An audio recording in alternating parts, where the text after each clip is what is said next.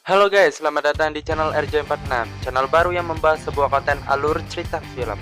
Bagi kalian yang telah mampir di channel ini, jangan lupa bantu tekan subscribe biar saya si Acong selaku direktur utama channel RJ46 lebih semangat lagi bikin konten-konten lain kedepannya yang pastinya menghibur bagi kalian.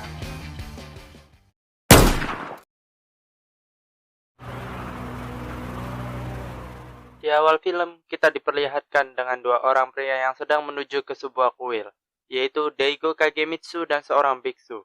Daigo mendatangi kuil bermaksud untuk mencari kekuatan dengan bersekutu sama 48 iblis, demi bisa membalaskan dendam keluarganya yang dibunuh saat perang dengan Kanayama.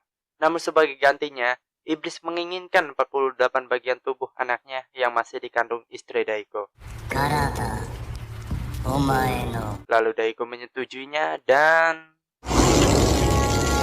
ya, Daigo seketika disambar petir Zeus di jidatnya. Kemudian biksu datang dan langsung dibelah menjadi dua. Singkat cerita, kita sekarang dibawa ke sebuah klub yang dimana ada beberapa biduan yang sedang jaipongan.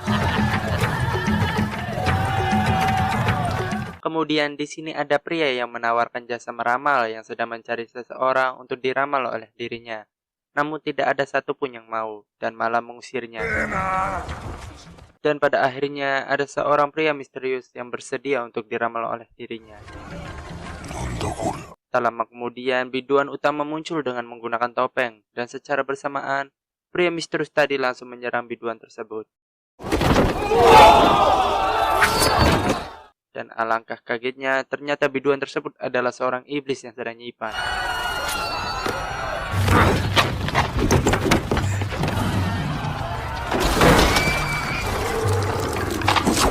Di tengah pertarungan yang sengit, pria misterius tersebut tertusuk, namun tiba-tiba rapat lagi bro, edan.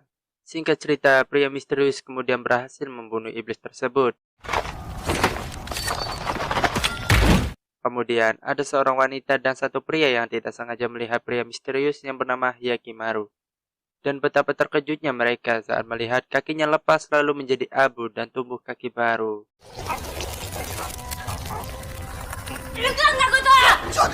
Di sini Hyakimaru disapa sama kakek tua yang sepertinya tahu banyak tentang hidup Hyakimaru. Dan secara bersamaan, datang seorang wanita yang ketemu Hyakimaru di klub tadi. Dia menanyakan kepada kakek tersebut siapa dia sebenarnya, manusia atau monster. Lalu kakek tersebut menceritakan masa lalu Hyakimaru. Pada 20 tahun lalu, ada seorang penyihir yang sedang mengambil obat herbal di tepi sungai. Namun tanpa disengaja di aliran sungai dia menemukan bak kayu sepanjang 2 lengan mengambang di atas air. Kemudian saat beliau mengambil bak tersebut, ada seorang bayi yang tidak memiliki anggota tubuh yang utuh. Kemudian bayi tersebut dibawa ke rumah beliau dan dirawat seperti anak sendiri. Kemudian penyihir berinisiatif membuatkan anggota tubuh bayi tersebut dengan mengumpulkan tubuh dari mayat anak-anak yang mati karena perang. Ia merebus mayat-mayat itu lalu mempersiapkan obat herbal rahasia dan mencampurkannya, sehingga menciptakan sumber air dari mayat anak-anak. Kemudian ia menjalankan aliran listrik melalui air mayat, dan terciptalah sebuah jantung. Lalu satu persatu ia pasangkan anggota tubuh yang ia buat ke bayi malang tersebut dengan menggunakan mantra-mantra, kemudian dihidupkan.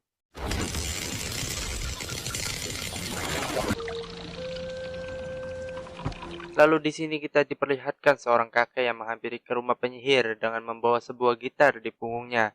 Dan ternyata kakek tersebut yang menyapa Hyakimaru tadi.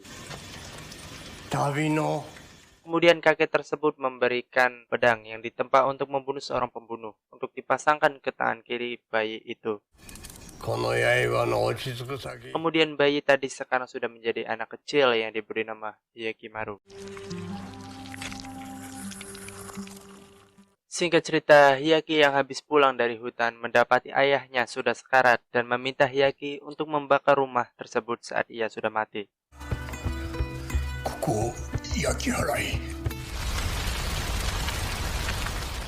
Kemudian saat Hyakimaru sedang mengunjungi rumah ayahnya yang ia bakar, ia mendengar suara yang mengatakan kalau tubuh asli dia diambil oleh 48 iblis, dan jika ingin tubuh aslinya kembali, Hyaki harus membunuh 48 iblis menggunakan pedang yang ada di tangan kirinya. Mate!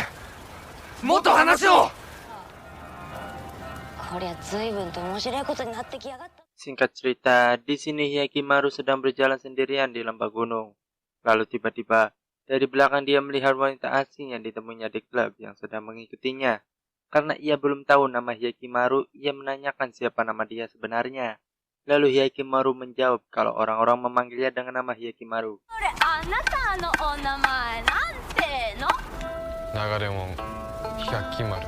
Kemudian karena wanita tersebut tidak punya nama, Hyaki memanggilnya dengan nama Dororo. Di sini sebenarnya Hyaki tidak suka diikuti oleh Dororo. Namun karena Dororo orangnya keras kepala, ia terus saja mengikuti Hyakimaru. Di sini mereka berdua beristirahat sejenak di tepi sungai. Namun tiba-tiba muncul bayi bajang dari arah belakang. Kemudian Hyaki dan bayi tersebut pergi ke sebuah kuil yang telah terbakar. Hyaki memberitahu Dororo kalau bayi tersebut adalah gabungan 20 roh anak yang meninggal terbakar di kuil tersebut. Singkat cerita, mereka melanjutkan perjalanannya dan di tengah perjalanan ia bertemu dengan seorang pria yang menawarkan mereka untuk beristirahat sejenak di rumahnya. Kemudian mereka disambut oleh istri dan 7 anak mereka yang mempunyai wajah kembar. Waduh. Di sini Hyakimaru menanyakan kepada pria itu tentang masa lalu kuil yang terbakar di desa tersebut.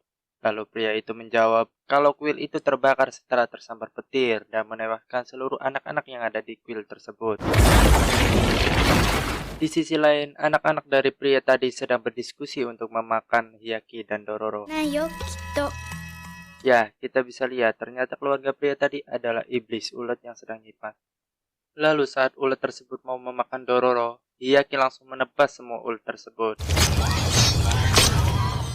Kemudian di sini bayi bajang menunjukkan jalan rahasia yang dimana di dalamnya ada sekumpulan tulang manusia tingkat telur monster. Lalu Hyaki dan Dororo mengetahui kalau istri dari pria tadi adalah seorang iblis yang menyamar. Kemudian Hyaki menghampiri pria tadi untuk menyadarkannya kalau istrinya adalah seorang iblis yang nyipat. Namun sayang, saat Hyaki sedang meruqyah pria tersebut, iblis tadi menusuk mereka berdua yang menyebabkan pria tersebut tewas. Lalu iblis tadi menampakkan wujud aslinya yang menyerupai kupu-kupu dan hendak kabur dari desa tersebut. Namun upaya itu dicegah oleh roh anak-anak. Lalu iblis tersebut mati ditebas dengan pedang Hyakimaru. Dan roh anak-anak tadi sudah pergi dengan damai.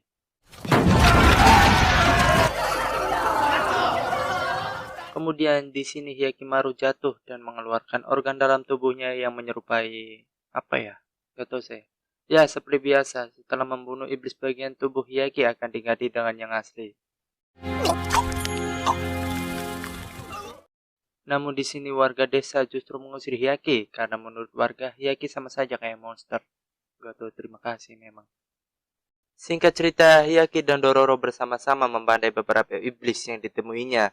Dan di sini mereka melawan iblis yang menyerupai pohon. Saat iblis tersebut berhasil dibelah oleh Hyaki, Hyaki langsung mendapatkan telinga aslinya kembali.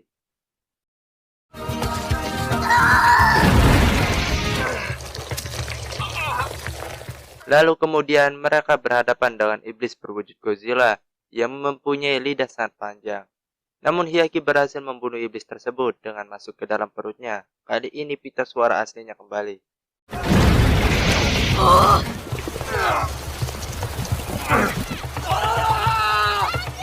Lanjut. Di sini Hyaki menghadapi iblis Falcon. Hyaki sedikit kewalahan menghadapi iblis tersebut karena dia terbang-terbang. Namun Hyaki dibantu Dororo menghadapi iblis tersebut. Dan saat Hyaki berhasil membunuh iblis tersebut, kali ini tangan kanan aslinya kembali.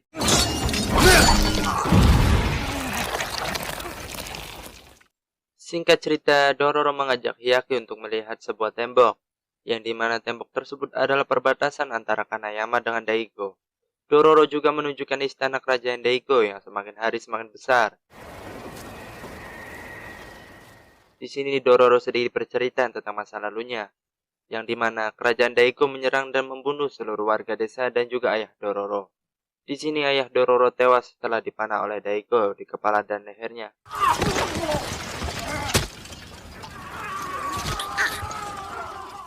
Lalu Dororo dibawa oleh ibunya ke hutan, yang dimana ibu Dororo menasehati dirinya agar ia harus menjadi kuat seperti laki-laki, karena itulah yang diinginkan ayahnya.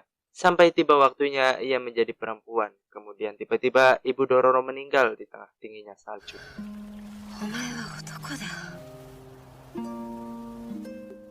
Maka dari itu Dororo ingin membalas dendam dengan membunuh Daigo dan seluruh keturunannya. Singkat cerita, Hyaki sedang duduk di tempat makan yang ada di lingkungan kerajaan Daigo. Namun tiba-tiba didatangi oleh beberapa preman pasar. Ya, setelah menaklukkan preman-preman tadi, Hyaki bertemu dengan seorang pria yang mau ngasih kerjaan. Ia bernama Tahumaru, anak dari Daigo Kagemitsu. お前目が見えぬのか。父の名は大悟景光。 Lalu saat sedang berbincang di dalam istana, Hyaki dikenalkan dengan ibu Tahomaru yang bernama Yuri. Namun tak disangka saat ibu memegang tangan Hyaki, mereka flashback ke masa lalu yang dimana saat Hyaki bayi, ia mau dibunuh oleh Daigo karena menganggap ia adalah aib keluarga. Lalu ibunya menghanyutkan Hyaki ke sungai.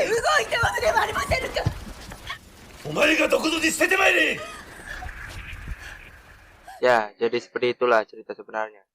Lalu di sini ibu tersebut langsung pingsan. Singkat cerita, ibu Hyaki memberitahu Daigo, yaitu ayah Hyaki, kalau Hyaki sudah kembali. Namun di sini Daigo tidak percaya dan menganggap kalau istrinya gila atau sedang mengigau. Sedangkan Tahumaru mendengar semua percakapan orang tuanya yang membuat ia paham kalau Hyaki adalah saudara kandungnya atau kakaknya. Kemudian di sini Hyaki sedang melamun di tepi sungai. Lalu Dororo menghampirinya dan bertanya, kenapa ia melamun? Hyaki menjawab kalau ia dan Dororo tidak bisa bersama-sama lagi, karena Daigo Kagemitsu adalah ayahnya, Yuri nama ibunya, dan Tahomaru adalah adik kandungnya. Ia mengetahui semua itu saat ia di istana Daigo.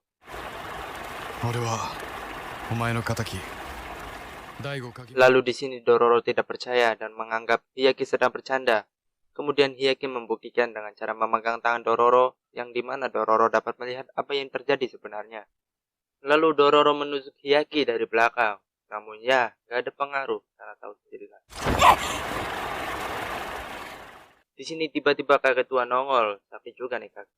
Singkat cerita, pada malam hari saat mereka sedang berada di tepi sungai, Hyaki didatangi oleh dua iblis anjing yang langsung menyerang Hyaki dan membuat tangan kanan Hyaki terluka. Ya, karena tangan kanan Hyaki sudah asli, bukan KW lagi.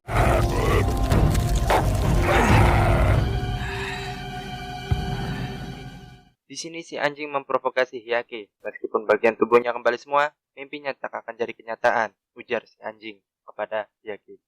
Lalu saat anjing menyerang untuk kedua kalinya dan...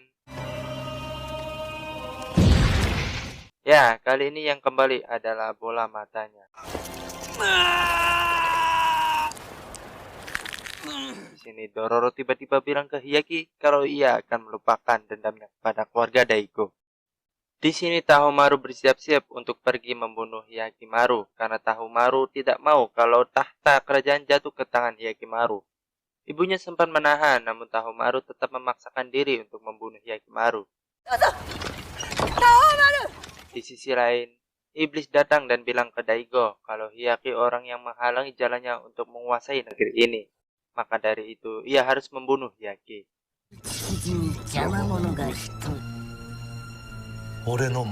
Singkat cerita, tiba-tiba pasukan Tahomaru mengirim rudal ke arah Hyaki, dan terjadilah pertempuran.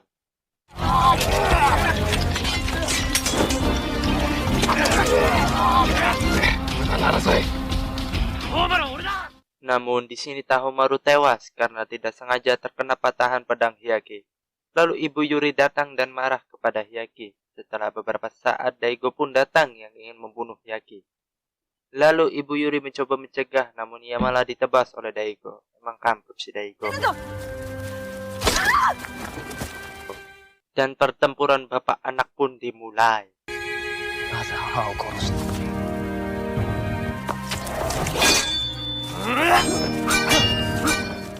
Kemudian Daigo pun kena tebas dan kalah.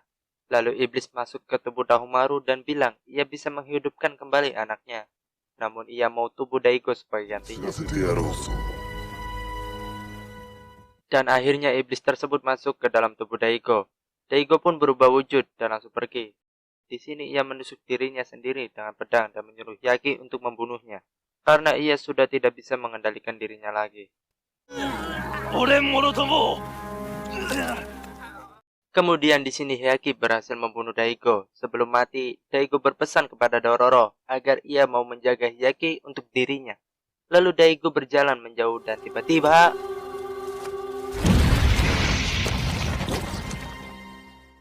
di sisi lain, Hyaki mengerang kesakitan karena jantung aslinya telah kembali.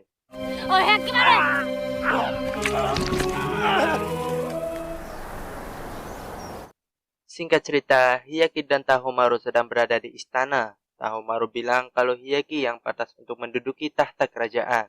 Namun Hyaki masih mau membunuh 24 iblis lagi. Lalu Tahomaru memberikan pedang penguasa negeri dan berkata kalau ia akan menunggu kakaknya untuk menduduki tahta tersebut. 心待ちに真の一国の主たる兄の帰りを Di sisi lain, Dororo dan kakek berpisah karena sekarang ia punya jalan hidup masing-masing. Di sini Dororo disapa Hyaki sambil menangis. Ia berkata kalau dirinya belum siap jadi wanita. Lalu Dororo mau memeluk Hyaki dan tiba-tiba selesai. Pesan yang bisa kita ambil dari film ini adalah jangan korbankan anak kita ke iblis, karena siapa tahu kalau besar bisa jadi polisi. Salam hangat dari saya, Acong, Bidang Terutama RJ46.